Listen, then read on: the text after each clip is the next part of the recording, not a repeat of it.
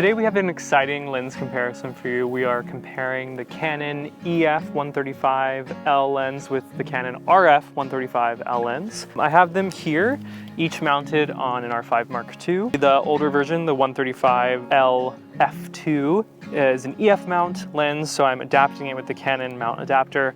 And then on the right here, I have the RF 135 f1.8. So a few differences right off the bat. The RF version is an f1.8, the EF version is an f2. In my hand, the weight feels pretty similar, and actually the size with this adapter is fairly similar. So they're pretty equal, although the older version, the EF version, is quite a bit thinner. I'm not sure if that really makes any difference in our use case. They're almost the same length and weight, so I think that's kind of the most important thing. And look to me here. Great. Now the EF.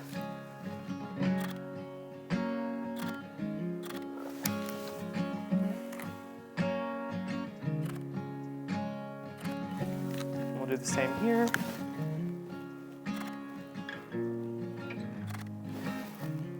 Great. Now we'll do some backlit portraits.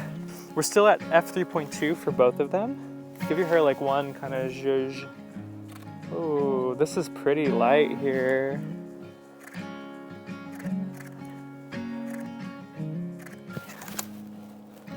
Oh, that's so pretty. This is to judge the flare performance.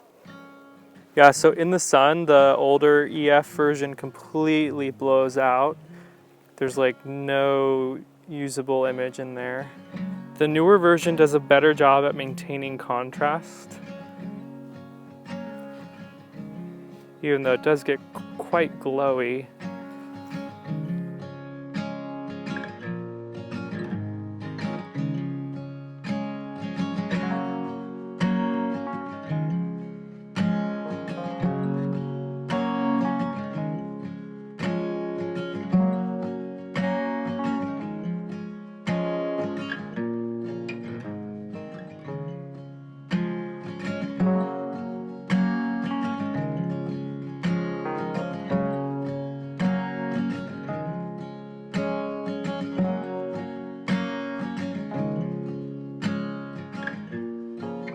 Okay, so here we go, the battle of the 135mm lenses. I have them here with me right now, and honestly, without the hoods, without the adapter, like, look at the difference in size between these two. It's quite a difference, honestly. I mean, the RF is really bulky and really big compared to the EF. Of course, this is a 1.8 and this is a f2. This one also has stabilization built in and this one doesn't. But if you're using mirrorless equipment, you're gonna need one of these. It's an adapter. When you add the adapter to this guy, he gets quite a bit bigger, and then they're more equivalent. So the way that you're gonna use these, size, obviously the RF is still bigger, but doesn't matter that much in my opinion. It's just something interesting to note.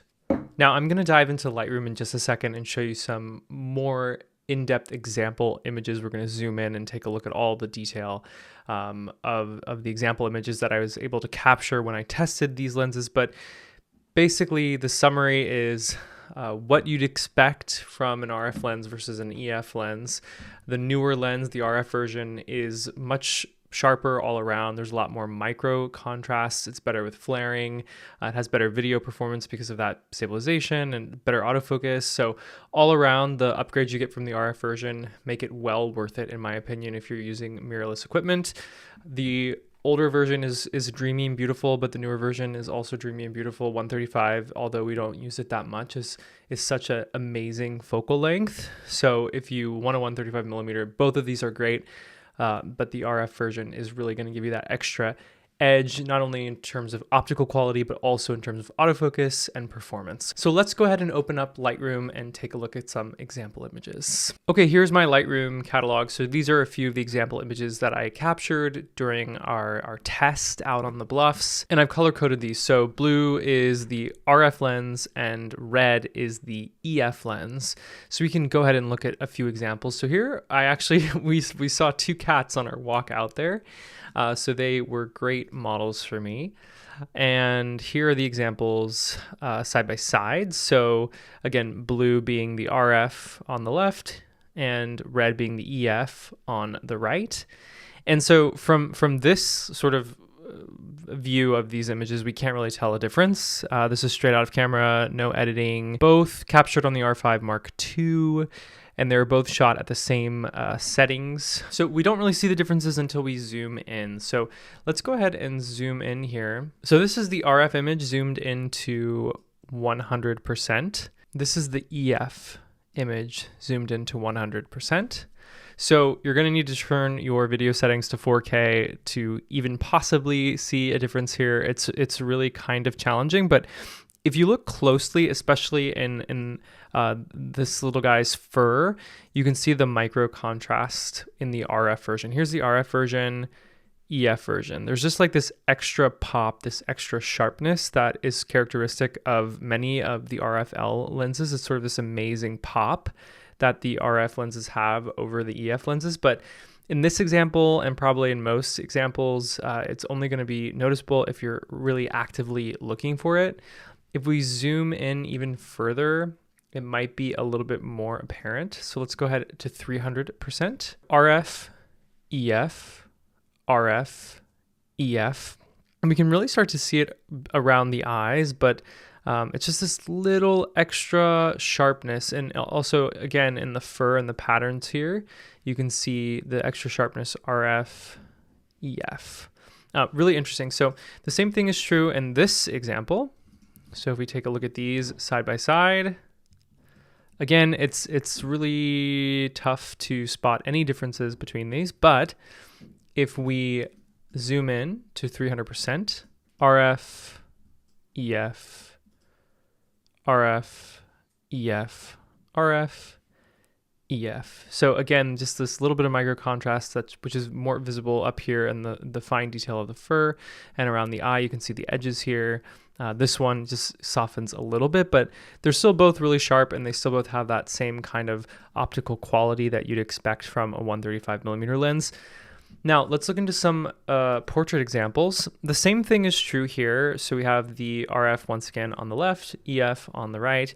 And this one is a little bit more apparent. There's more sort of light coming into the lens, and that's one area where the RF lens clearly excels. So you can see even from looking at both images side by side here, we can see a difference immediately between these two. The one on the left having more contrast, less flaring, and a little bit more sharp than the image on the right.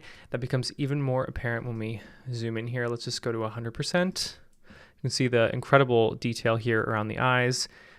There's still loads of detail in the EF, but it's just overall a little bit glowier and softer. The RF is more crisp. It has that really nice pop, like I was explaining, that you get from the RF lenses. Now, the most apparent difference was definitely when I was shooting backlit. The EF version completely blew out, where the RF version really was able to maintain contrast, and that's really apparent in those video examples that I showed you. So that's something to know, not that we would always be shooting with direct sun coming into the lens, but it is a good example of the performance improvements with the newer lenses. Here's a good example of bokeh. So on the left, we have the RF lens stopped to f1.8. On the right, we have the EF lens stopped to f2. Is the bokeh difference really noticeable between the f1.8 versus the f2?